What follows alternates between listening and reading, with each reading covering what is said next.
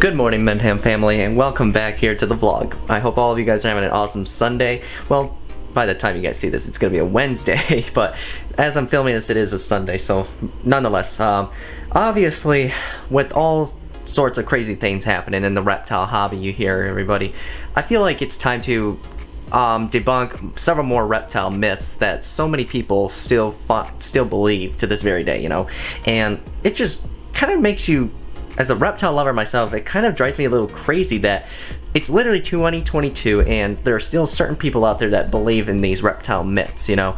So I'm gonna go ahead and debunk several more of those myths, you guys, so hopefully you guys are up for the challenge. So I'm gonna go ahead actually and get out of the shirt here, even though it's got Bigfoot on it.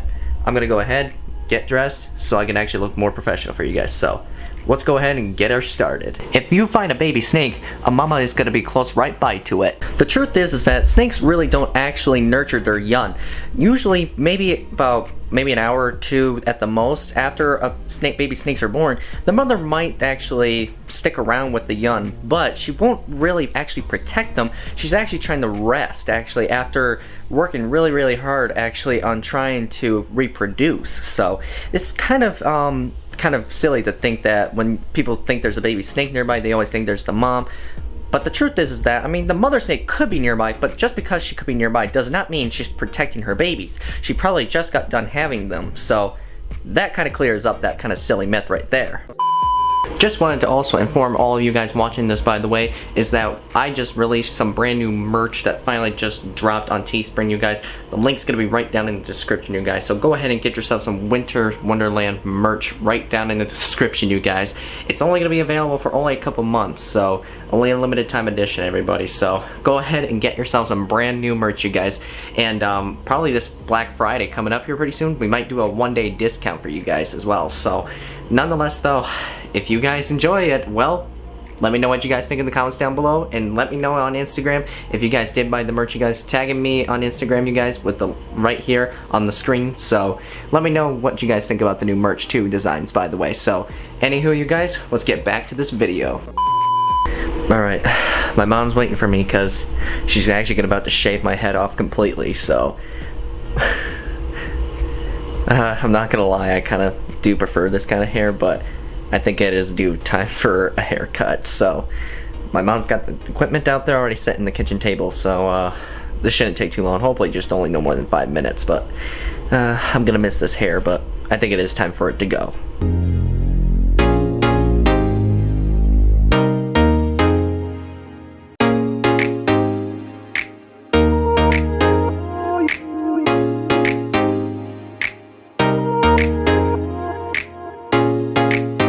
Alright everybody, so what do you think?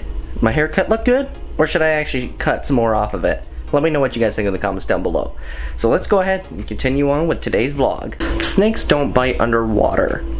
The truth is actually that any snake underwater actually can bite, whether it's above or under the surface of the water. And it actually is, there's a variety of snakes out there that are aquatic or semi-aquatic that actually will hunt actually for some like aquatic creatures underwater, you guys, whether it's fish or like crayfish or crabs, you know, all that sorts of aquatic creatures there, you guys. So snakes will bite underwater, you guys, whether if some people think they don't or if they do. So yes, snakes, they do bite underwater, you guys. I actually have seen it before in person with water snakes up here. Is it true that people have fallen into nests of cottonmouths in the northern part of the country? To be honest with you, I don't know where that myth came from at all, because I have never heard of anybody falling into a nest of cottonmouths at all up here. So, but we do have water snakes up here though, but no water moccasins. So I don't know why people think of that kind of myth right there, but reality, I don't think anybody has ever fallen into a nest of water moccasins at all, or water snakes for that matter. So, but I'm sure people think about it like in the movie Indiana Jones. So, and that movie's totally fiction, you guys, just so y'all know that. So clearly it's not true whatsoever. Alright everybody, this package just came in for me. I'm super excited to show you what's inside right here, even though I'm curious to know what my sister is gonna think about it, because I want her to come take a look here in just a moment. So gotta carefully get this package opened. See if I can do it right here. Alright, so it has been a while since I've had actually tried this product here, but I really like it though. So I'm going to show you guys exactly what it is here that I'm going to show you.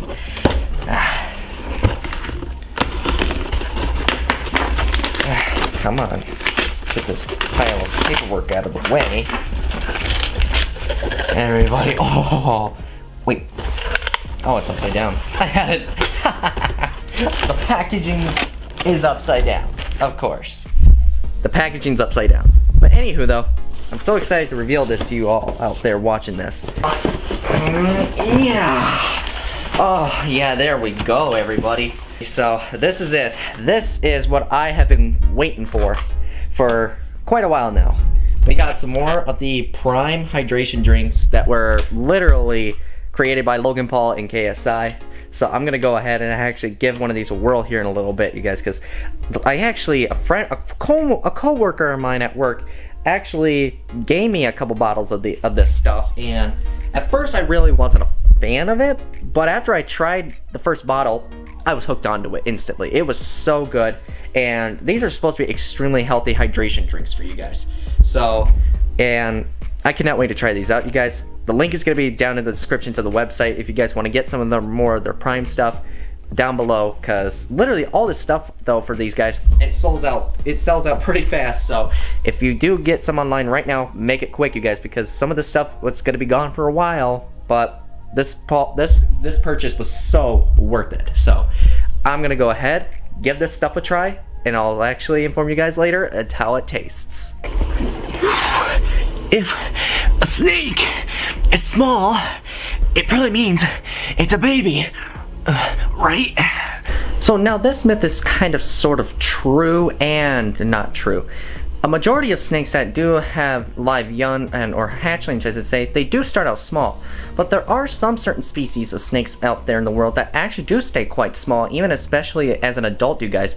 Here in Michigan, for example, we do have a few snake species that stay quite small, roughly some of them about 15 to 18 inches long. Like, for example, we have northern red-bellied snakes up here that literally get no bigger than like 12 to 14 inches.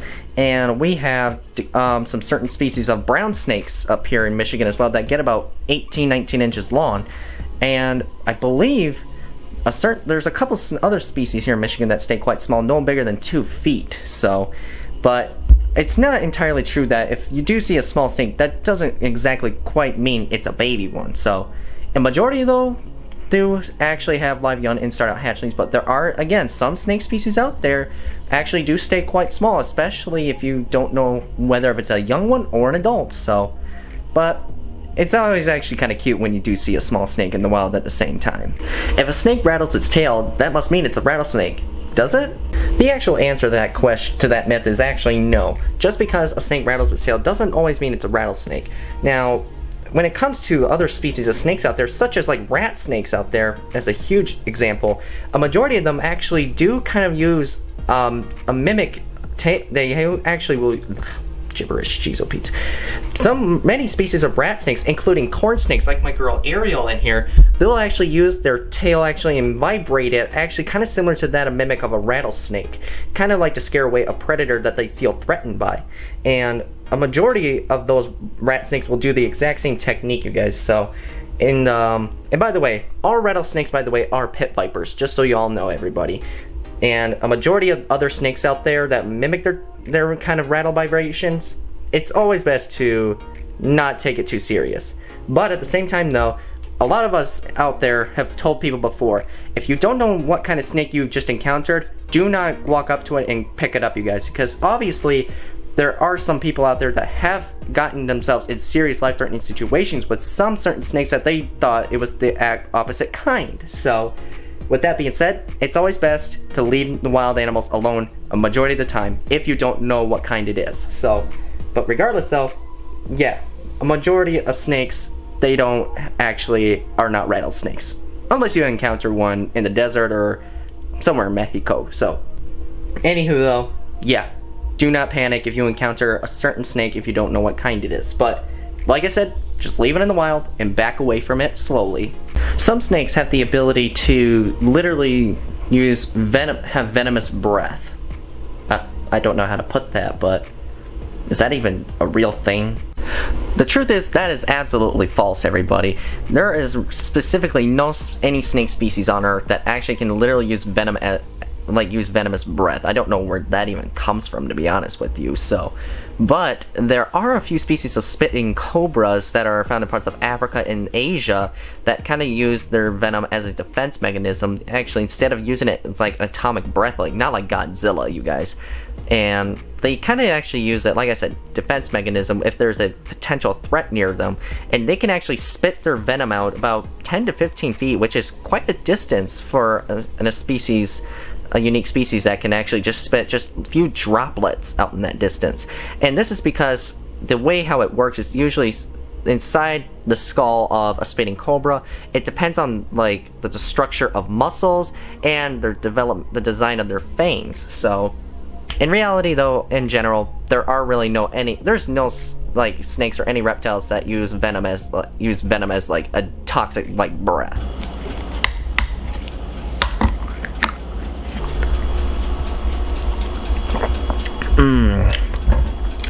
Just how I remembered it, you guys. That orange flavor, it is very, very good.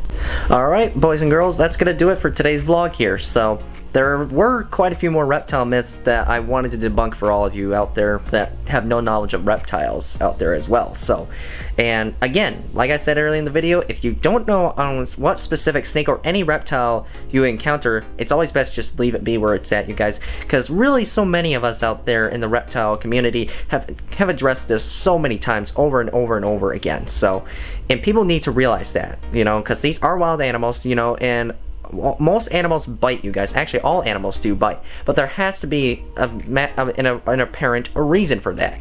It could either A, it could have been a food response, or B, it's a defense bite. So, but regardless though, I hope you guys now understand actually the truths actually about some of these debunked myths. So, regardless, I'm just gonna go ahead and end this video, everybody. I'll see y'all in the next one.